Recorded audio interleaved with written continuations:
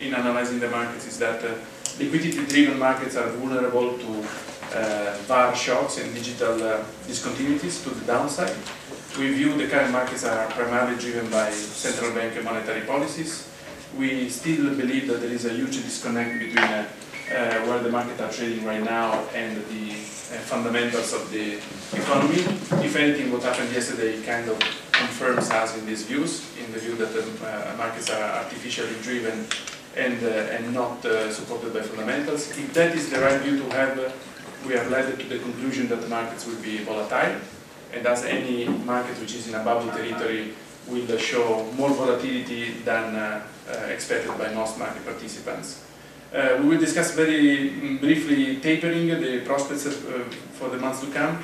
Our expectation has always been that tapering would have been delayed, or it would have been a very light tapering as of June already, because we thought that GDP would have been weak and shallow at best, as it proved to be true. And we'll update those views in a few moments. Rates continues to be the biggest catalyst to an equity underperformance.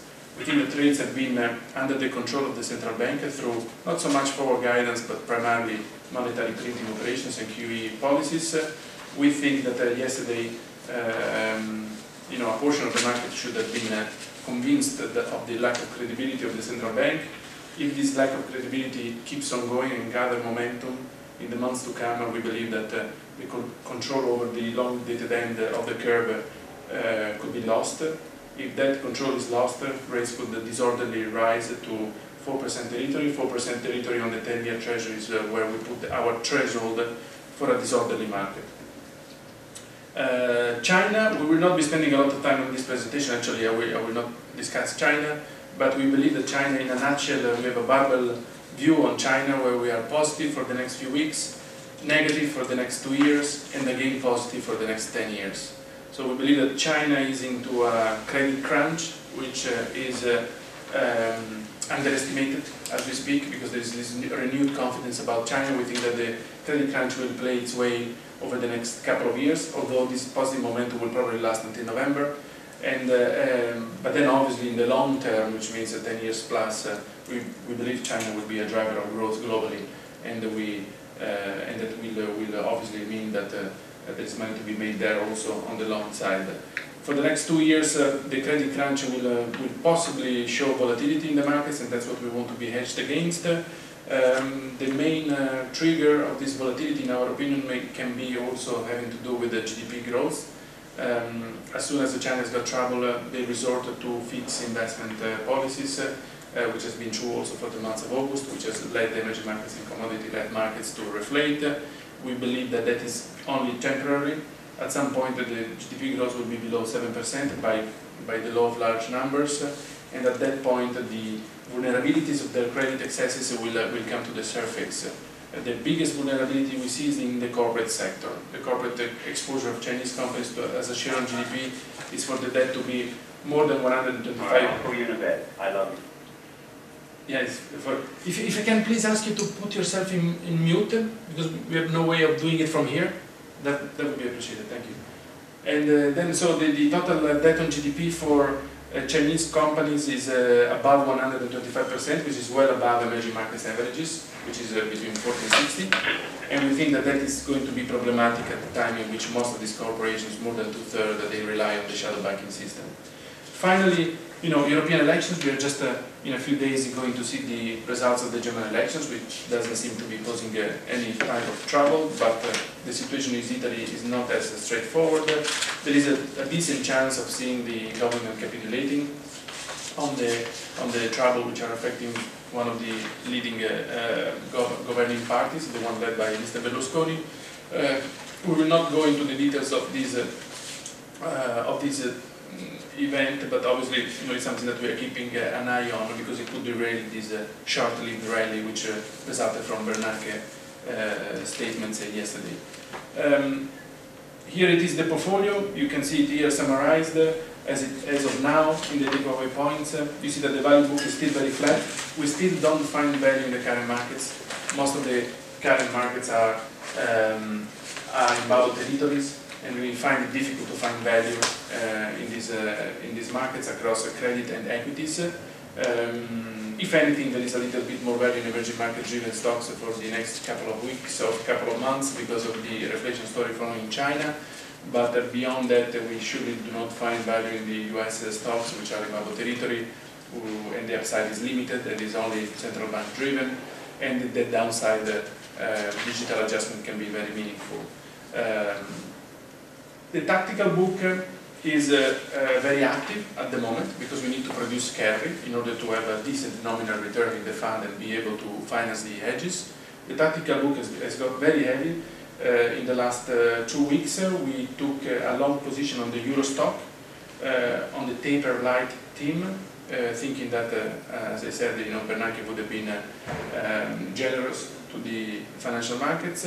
Then we have another tactical long single stock linked to emerging markets and commodities, which is a catch-up theme, thinking that the bubble markets across the US, Japan, and the UK is way disconnected from the reality of GDP, which is better reflected by the emerging markets, and if anything, the two are depicting two different worlds, and that is sustainable, and therefore we took some single stocks and some index exposure on emerging market stocks or stocks in G4 countries which are exposed to emerging markets in China in the commodity cycle.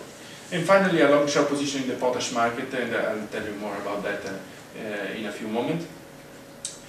Lastly, the hedging book has been active, very active. Here we procured the portfolio with strong hedges against market downturns and fat-tail scenarios.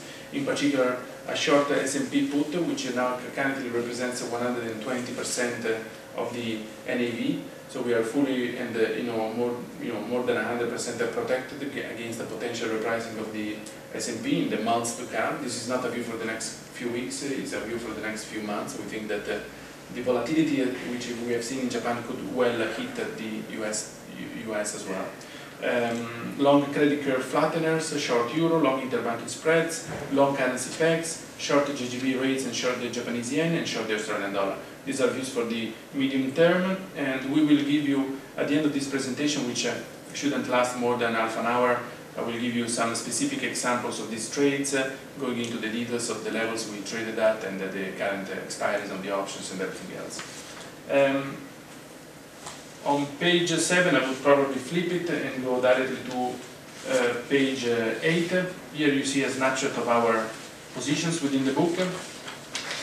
As I said, the S&P puts, where we bought S&P puts with a strike at 1650, expiring in September and also in October for 120% of the overall portfolio. The way we finance them is by selling VIX puts. I will go into the details of the strategy in a few minutes, showing you also charts on those. Hedging the book against the Europe risk, we did it through iTraxx flatteners, and I'll go into the details of the strategy as well. In the tactical book, we went along the Euro stocks a week ago, not only because we thought that there would have been a short-lived rally following Bernanke, but also because we thought that if there is a short-lived rally, then we should go into cheaper markets rather than the most expensive ones. The US is the most expensive one, and the proof of that is that by delaying 85 billion a month, they were able to produce 20 points on the S&P only, so which is very, very minimal, and is also quite concerning. Whereas at least the European markets have got a bit more leeway and a bit more potential upside. Also, on the Euro stock in particular, there was a breakout acceleration possible for certain resistance levels that were being broken. And the long-short potash player, I'll go into the details a bit later. I would turn to page 10.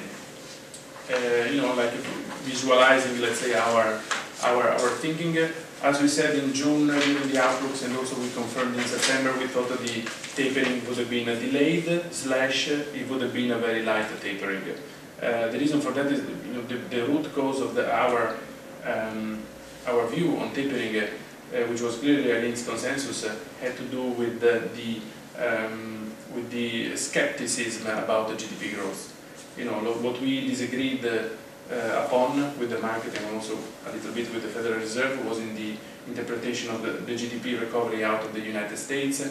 To us, it has always been a lot driven by the real estate market, which is heavily dependent on the interest rate outlook. Super low mortgage rates, they stand at the foundation of the cheapness and the affordability of the housing industry, which otherwise would not be so cheap compared with the 90s. Low interest rates that have been boosting corporate earnings, they've been boosting the profitability of the corporate sector, they rendered sustainable an over-leverage for the financial reserve and the treasury, which is otherwise not sustainable, and they had a lot of fallout effects. You take out the impact of low interest rates and all of these strong recoveries nowhere to be seen.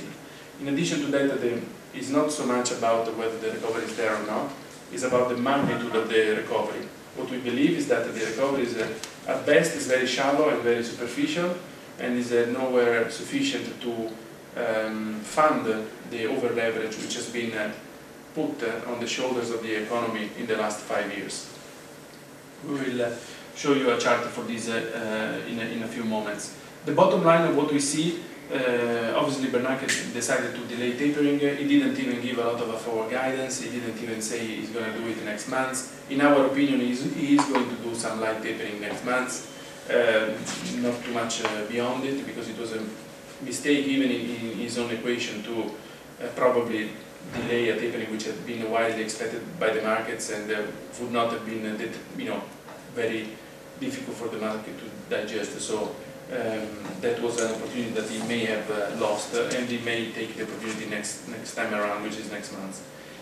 We think that where we disagree with the market is again on the interpretation of real economic activity, which we believe yesterday was confirmed that the central bank must have better data than the ones that we have at our hands, and definitely if they decided that it was making sense for them to delay it because they probably didn't trust the economy themselves.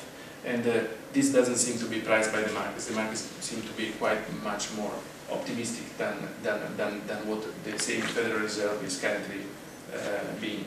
And then finally, we are negative about the markets themselves in the medium term, because at some point they may realize that such a high degree of confidence in the central bank is misplaced. The central bank itself doesn't really know where we're going. At the moment, is confidence what is really keeping the markets afloat. Everything else is still to be proven. The linkage between the monetary printing and the economic welfare, between the monetary printing and the level of financial assets, and between the financial assets and the level of economic welfare is all to be proven. It's never been proven before in the history of the last 100 years. So these are just theories which are being crash tested, and it's left to see if they really work out or not. On page 11, you see our own take of what may have been the likely drivers of Bernanke. You can see here that we think that when he came out at the June FOMC meeting or thereabouts, saying that the tapering was a possibility and that it was being debated within the Federal Reserve closed rooms, probably what motivated him was the huge volatility that he had just seen in Japan. In Japan, between the months of May and June, the market went down by 20%. Japan is doing exactly the same as the United States at the moment in a bigger fashion, but not such a bigger fashion at the moment. They're going to increase it as of October and into next year, but at the moment it's not even so much different. And therefore, the market outcomes that we see in Japan are a possibility also within Europe and the US. So it was probably shocked by the volatility of the Japanese markets, which was a bubble market and therefore vulnerable to digital adjustments, and he may have decided then to announce tapering. Then a few weeks later, he was backpedaling, coming back from that space and saying that tapering was a possibility, but there was no real timing associated to it, and he started to basically move the expectations down on tapering. And then we can see why he may have done it. Our own guess is that he may have done it because of the huge volatility that he produced on interest rates. Not so much the level of interest rates, but also the implied volatility on interest rates. And you can see it in the chart on the right hand side, where the move, which is the implied vol on fixed income, there are a few indices doing that. This is one. Had doubled up between the months of May and the months of June. Then it went down, And in September again, it went up much higher between August and September, and it doubled up again effectively, and it moved into a very dangerous territory.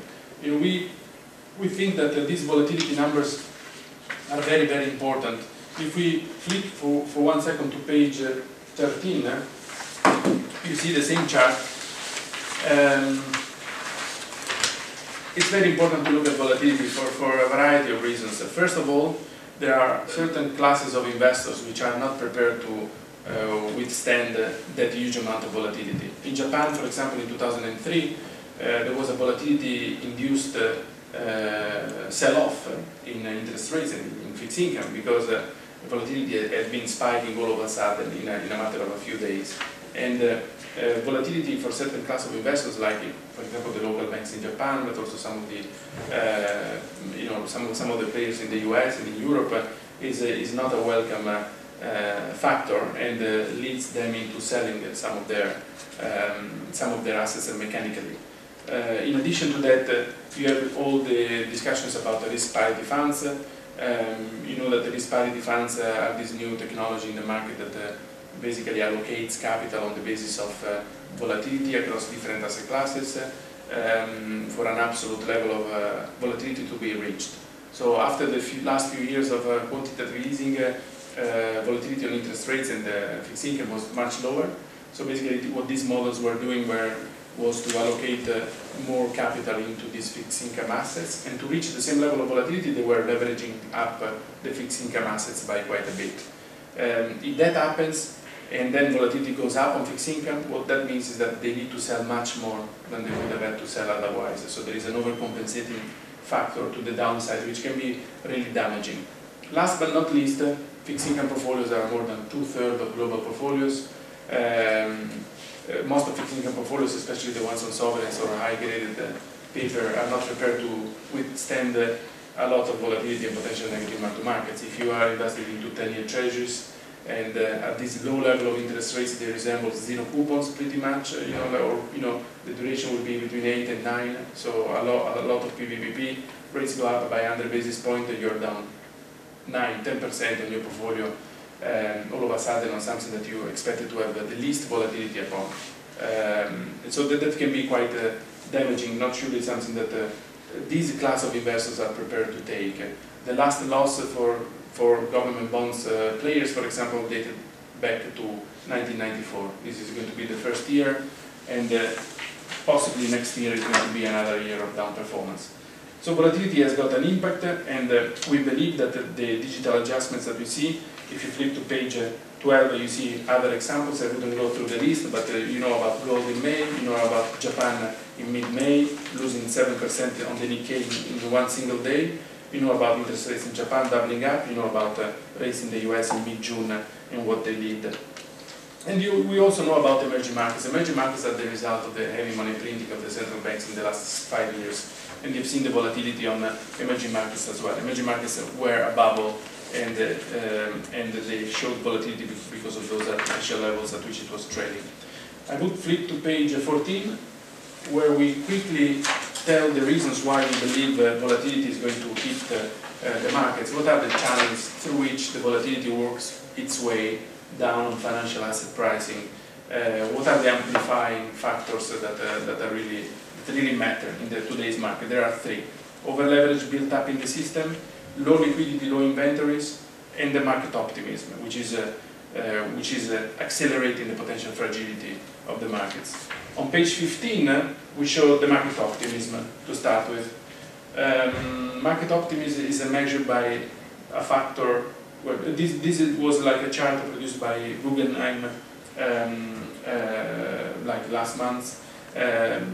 Very instructive because it illustrates how most of the market advances this year are to be justified by PE expansion, multiple expansion, and not by earnings expansion.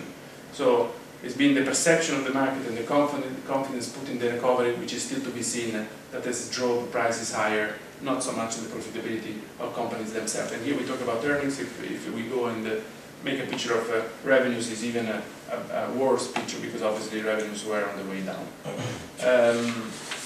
So confidence in Bernanke was driving prices on the S&P more than anything else. On page 16, you see another quite damaging factor potentially on the NICE. This is the level of leverage built up in the system, close to $400 billion. You can see that this is an historical high. It has been seen already in 2007, 2008. It has been seen already, although to a lesser extent, during the tech bubble crunch. There is a strong correlation here. We think that the over-leverage can clearly pose big trouble like it did on gold and like it did on other asset classes. I will flip on page 18. This is, like the last point is low inventories, low volumes. Like on low volumes, it means that it's required many lesser millions of traded volumes for you to be driven down on certain prices. The inventories are also running very thin. At the moment, the merchant banks and the investment banks that used to be such shock absorbers in the past have run very light inventories in the last few years, and that will have an impact when the market goes on the way down. In terms of, I wouldn't call them tail scenarios, but more binary events between now and year end. We should probably update the list. We were looking at tapering, the Fed chairmanship, the US federal debt ceiling, China credit crunch, the European elections between Germany and potentially Italy, and rising interest rates. As you can see in the list, we never put Syria.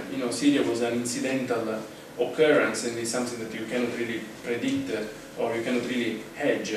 That is a true black swan. War is a true black swan that we are not prepared to hedge, or we are not prepared to have views upon.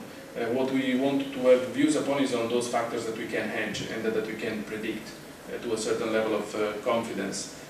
Tapering is one. Here our take on tapering is that tapering was delayed this time around, but tapering is still happening sooner or later. In our opinion, the main reason why tapering should be taking place is because it's ineffective on the real economy. It doesn't give a concrete and quantifiable potential benefit to the economy, nor to the financial markets. It brings out potential volatility in, and that's why it should be discontinued. This has got important consequences because it means that rates are going to go higher in the years to come. Fed chairmanship, this has been taken out of the picture at the moment because the Summers, which we thought was posing the most trouble, is not raising for the chairmanship any longer. Is that Yellen a done deal? At the moment, the consensus of the market is for Yellen. We do agree. Although obviously if it's not going to be Yellen, that could pose some sort of uncertainty. The US debt ceiling is a big one now, because with the Syria not being on the table any longer, apparently so far, with the Summers not being on the table any longer, Obama will possibly have less of an incentive to negotiate on other things and using its political capital to do so. So it comes the confrontation on the debt ceiling. What is most scaring about the debt ceiling is that the consensus of the market is for it to be a non event. So obviously when the consensus is so much in agreement on it being a non-event, anything going against the consensus can easily destabilize markets somehow. China, we discussed that. European election, we discussed that. And rising interest rates, we also already commented on it. We'll move to page 21 on rising interest rates in particular. Here the comment that I would make is the following, is that the rates could rise for one of three reasons. First, because of tapering, because at some point it will happen. Second, because of emerging markets, because emerging markets, they might be affected again by the currency crisis. If that takes place, one of the things that they can do, which they haven't done yet, is to dispose of their large currency reserves. Most of them are invested into G4 currencies, but in particular dollars, 60% of the total. If they start to sell some of their treasuries in order to stem a currency crisis, that will have clearly an implication for long-dated interest rates in the US. Finally, real GDP growth. At the moment it's shallow, as we said, is weak, is very superficial, but it could resume a little bit. Having printed so much money, it's easy to foresee GDP being not 1% but 2% in real terms. If that is the case, a 10-year treasury at 4% is nothing special. It's just something that it's in line with the real GDP growth. And that is big trouble because 4% means a lot of different things for the housing market, for the leverage of some of the players and for the Federal Reserve itself, because they own 2 trillion worth of treasuries and they sit on 50 billion worth of capital, and that increase in rates means losses. Not accounting losses, because we know that they can deal with that, but in the end of the day it doesn't mean something positive. If we flip to page 22, here we see one single point. During periods of QE, rates can go higher. So it doesn't require for us to discontinue QE completely for rates to adjust to the upside. This is an obvious conclusion, but it's good to see that over the last few years it was confirmed by market data. On page 24, we see very briefly why we believe that we should be staying bearish. I already mentioned that the confidence is the only one main proven achievement of the central bank monetary printing. Not a lot more can be really claimed as a success on these policies. Typically, monetary policies of heavily expansionary policies have resulted in trading one as a bubble for another.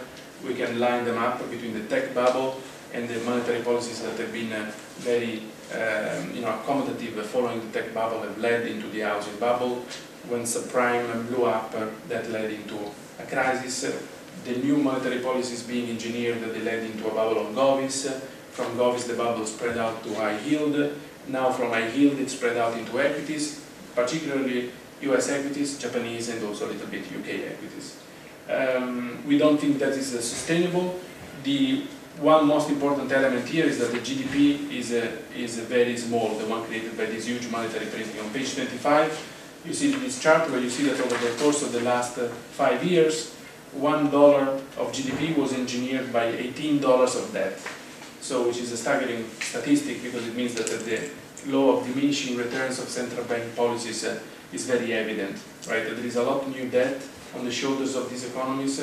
This is the G7 economies for $140 trillion of consolidated debt against only $1 trillion of nominal GDP being created cumulatively over the course of the last 5 years. G7 central bank balance sheet expanded by 5 trillion in the past 5 years. Against that, you have that mild improvement in GDP. These are numbers that probably they're not scaling enough the markets right now, but at some point they could begin to do. I will not spend time on inflation on page 26, and neither on emerging markets catching up with the G4 countries on page 27. I will just move to the trades that we have done. I will go to page 29.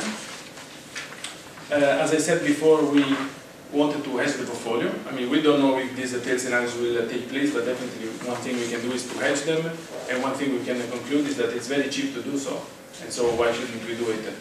The S&P puts for October expiry and the September expiry, we strike them at 1,650, which at the moment is a little bit out of the money, but not so much off. And a few weeks ago it was right at the money. We financed them by selling puts on the VIX with a strike of 14%. On page 31, you see the rationale. You know, the VIX has been very, very low for a long time. It's at its historical lows. By selling put with a strike of 14%, we put ourselves at the lows of the market pretty much. This is our downside, right? So basically the rationale here is that we spend money for buying those puts on the S&P, but instead of paying the premium, which would have been otherwise 2 points, you know, like we prefer to finance it by selling some VIX puts, or because at the level at which we sold them, what that means is that we may never pay for those S&P puts, so it becomes a zero-cost hedging strategy. At the time in which we pay for those, because the VIX goes below 14, if it goes to the historical lows, which is 11.8, we may end up paying the premium that we probably would have paid already if we wanted to buy those S&P puts up front. So in the base case scenario, we end up paying that premium, but we may not end up paying it, and at the moment, for example, we didn't pay the one for September, which was great, and I don't think we will end up paying the one for October either. But if we do, it will be always very in line with the premium that we could have paid on day one, and our potential downside is only if it goes significantly below it, which is not our view. The other thing here to remember is that even if the market keeps going higher, there are a lot of binary events in front of us. It's very likely for the market to go higher, but still volatility to be above 14%. And that is why we decided to finance it in that way. Moving on to page 32. This is one of the ways in which we decided to hedge the tail risk in Europe, which is through flatteners on the credit curve. Here you see the spread between the two maturities, and you see that the spread is positive for 40 basis points in the lower hand of the chart. You see that it has been positive, which is shown as negative, but we buy the longer dated maturity and we sell the shorter dated maturity. So we take that premium, so it's positive carry for us. This is a strategy, but we are actually net short. So if there is a credit crunch in Europe, what may typically tend to happen is for the credit curve to invert during credit crunches and during period of financial stress. If that takes place, then you see where it was during the Lehman times, much tighter than it is today, and actually flipped to the opposite side. So this means that we have a potential upside which is more than 10 times our premium spend, which in this case is actually positive carry. After the duration adjustment, it goes closer to zero. But again, this is an option that we didn't pay for. And the difference between this option and an option that you can buy on the Euro stock or on other asset classes is that it costs much less. It's actually negative premium because we get paid to enter into the position. Two, it's not a short horizon. It's not a 3 to 6 months expiry maturity, but it's actually a 3-year maturity at least. So we have plenty of time for the view to materialize and for the promise to surface. And it's also a very liquid strategy. It's much more liquid than an option on equities. It gets traded in 100 million easily, and it's easy to get out. Moving on page 33, you see what we did on the tactical book. The tactical book, again, means short-dated views. They could last only a few days. Differently than the value book, is not something which is set in stones, but we can change up our mind the next morning. In this case, a week ago, we went long the Euro stock, and we did so because it was cheaper than the US market, and it could still be affected by a delay of tapering, which was kind of the scenario that we were thinking of, and for the only reason that that scenario was the only one which was not priced by the markets. Everything else was priced. A milder tapering or even a slightly larger tapering was kind of priced in. The only one which stopped being priced in was a delay of the tapering. So what you see here is that the way we did it was by means of this safe channel. So we bought a call and we sold a put in a risk reversal type of strategy. The put that we sold has an expiry in October and a strike at 2,500 on the Euro stock. So I call it a safe level. Obviously, it can be broken down. If it is broken down because of a major tail risk in Europe, because there are elections in Italy in a disorderly manner, for example, we expect our hedges through the credit curve flatteners and a few others to overcompensate us. So we don't take this risk on a naked basis, despite the difference in timing, obviously, which is part of our view. But we think that that level was safe enough with a maturity in mid-October, which is the expiry of the put on the Euro stock. In exchange for that, we got a call, a 3,000 strike, with an expiry in October. The reason why we also did that because the Euro stock was flirting with a breakage of the resistance levels, which was 2,860 roughly, and you can see that on page 34. You see all the resistance and the supports. You know what happened? The market decided to go higher already before the Fed, but then obviously after the Fed, it increased this movement. We don't know what to do with this position. We may probably take a profit very, very soon because the rally could really be short-lived. Or maybe we can, take half of the position out and leave the other half for the next months to see where it can get to. I would probably close this presentation by describing the last trade, which is the one on page 35. This is like basically a play which we originated within the tactical book, which is a long-short trade, market neutral, where we expect not to be taking too much of a delta risk. although we went down into an industry which is quite volatile and tricky. So we took our own risk there. At the end of July, if I'm not mistaken, on the 30th of July, Uralkali came out and they announced that they would be breaking out the cartel on the potash market. The potash market has been, if you wanted to compare it in a simplistic way to the OPEC, determines the volumes for the potash product to go globally.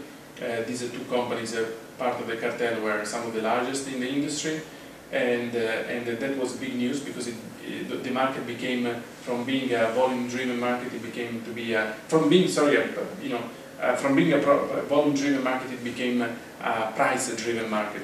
And what happens is in this market is that the production costs for different companies in the potash industry, they vary dramatically. So Uralkali has a production cost of lower than $100 per ton, whereas the one that we shorted it against had a production cost of $265 per ton. As soon as the Uralkali broke the contract, then the expectation became on the same day that negotiations of contracts that could have led to a much lower price for potash per ton. If the price of potash per ton was to go below $300 per ton, it would have been almost, it would have been below break-even for a number of companies, including some of the most expensive ones, and one of them is the German company K+S. So our view here was to take a position, long Uralkali, short SDF K+S for same notional, with a potential upside of 30% on the long short. We took profit well before that, and luckily enough, because then the trade inverted its course. And the reason why we took profit early on the trade was because the situation had become too complicated with the CEO of Uralkali being arrested in Belarus, and it became from then on a political matter, which we obviously were not prepared to take a view on. With this, I would close it. So I would say if you go back to page 6, this is the portfolio at the moment. The value book is flat, and will stay flat until the market corrects to the downside, and we see a real value in some of these asset classes. Our sense is that the value will be filled with equity stories as soon as there is a correction in the market, or as soon as the market moves laterally for long enough. So if there is no correction, what that means is that the market will have to move laterally for a few months before we decide to take a position. In the meantime, we heavily rely on the tactical book. That means that we have to take a bit more risk, but unfortunately we have no way around it. In the tactical book, we put the long-short stories, we put some Delta One strategies on the Euro stock, for example, and on some single stocks related to the emerging markets.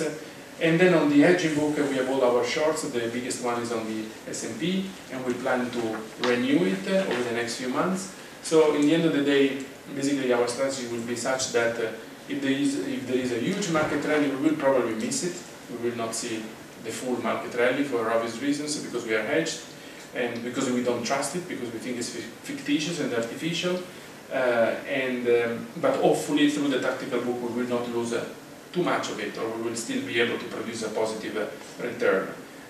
Next to it there is the hedging book, where we see the most of the opportunities for the next few years, and we see the possibility, if one of these tail scenarios kicks in, to protect our investors against the scenario and produce a strong return. I would close it here, and thank you for attending. If you have any questions, please feel free to ask.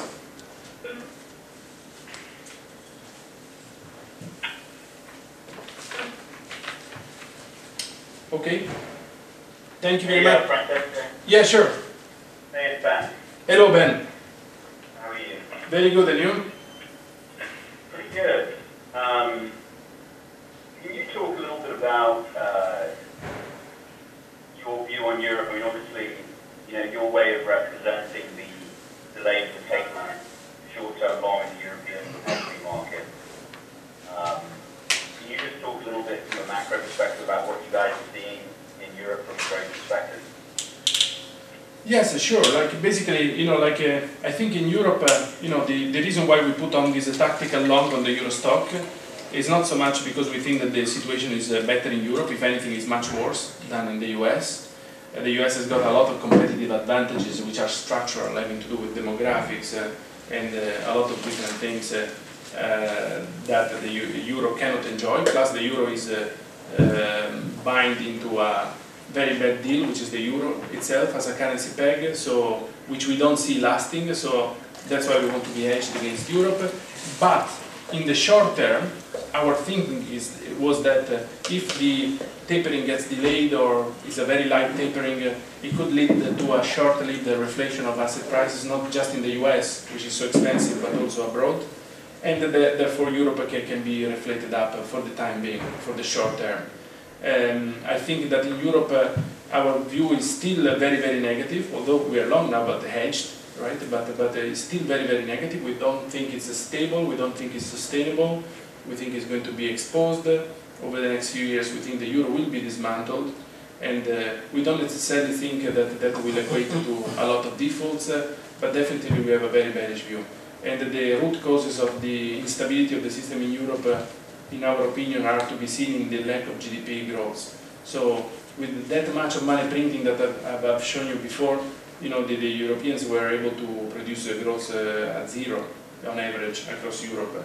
And there is a lot of trust being put on PMI services from the US and in Europe, but effectively what happened with the PMI indices is that they lost a lot of their, you know, predictive power over the last many years, and since Lehman they've lost it all. And over the last 3 years they proved to be showing a recovery which didn't take place. At the moment PMI are showing, they are in positive territory, but the growth is shallow and very lackluster at best. So we think that GDP will not help Europe. At the same time, we see unemployment being at staggering levels, 40% in Italy and in, you know, in Portugal, youth unemployment, 60% in Spain and Greece. We don't think that is sustainable. It's sustainable at the beginning, but as history typically shows, that youth unemployment bites back at some point down the road.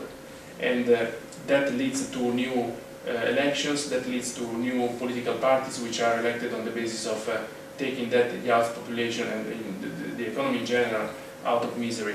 And that equates in this case, you know, the villain which can be blamed the easiest is clearly the euro itself and the European Union. So we're very negative on Europe, to answer your question.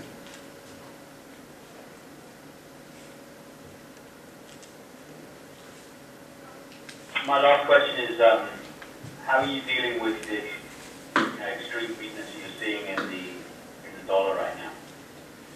I think it's temporary. I mean, it's obviously driven by the market adjusting to a fantasy economy in which things are improving, and there is this generosity by central bankers, namely the Federal Reserve. Obviously, the fiscal situations in the US might even improve now with a weaker dollar and more repatriation of manufacturing and other things, but I don't think it's long-lived, because in the end of the day, you know, tapering will take place for one reason, that is unsustainable and is not yielding any result in the economy, and the exit is super problematic.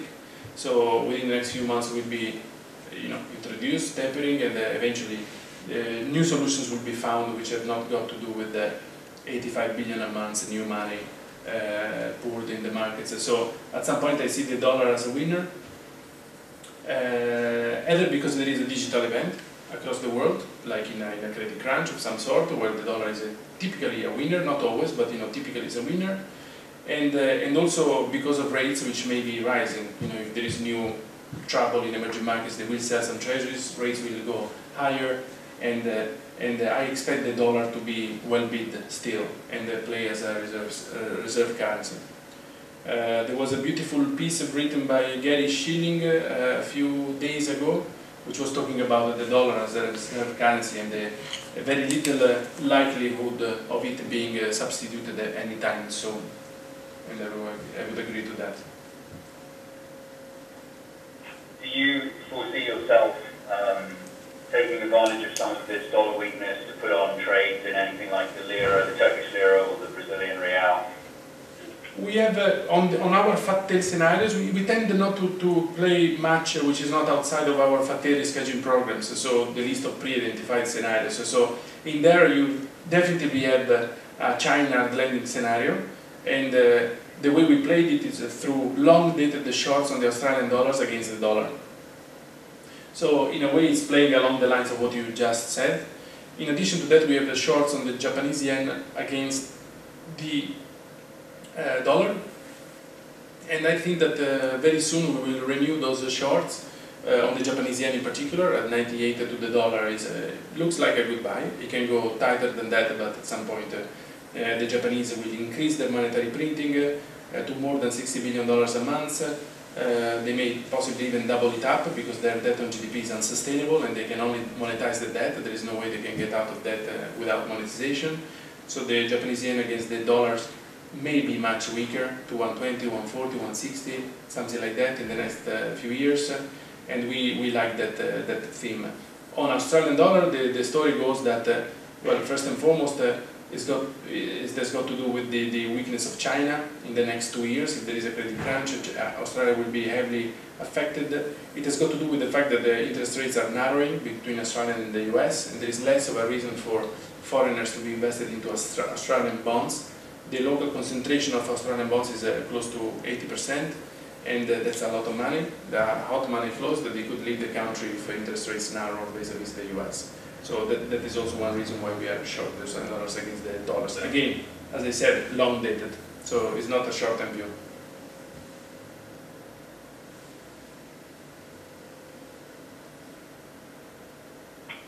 Thanks.